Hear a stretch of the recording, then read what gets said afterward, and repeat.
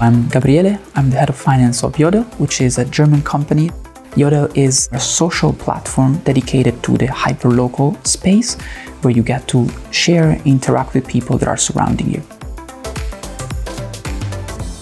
Liquidity planning is very important for us. We fundraise from venture capital funds. Therefore, we are expected to provide outstanding returns.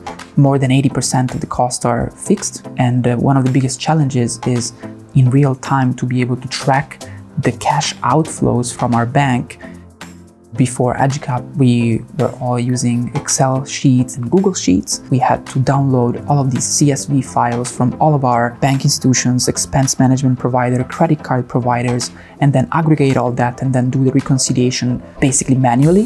What we have with Agicap is the automatic connection to the bank. Everything is already sorted and reconciled for you. This significantly helps the understanding of the data in real time.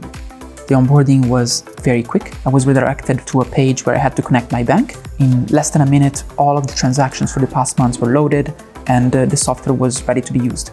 I log in to Agicap. I have an overview of the latest transactions, cash inflows and cash outflows. With one simple click, I'm able to categorize them.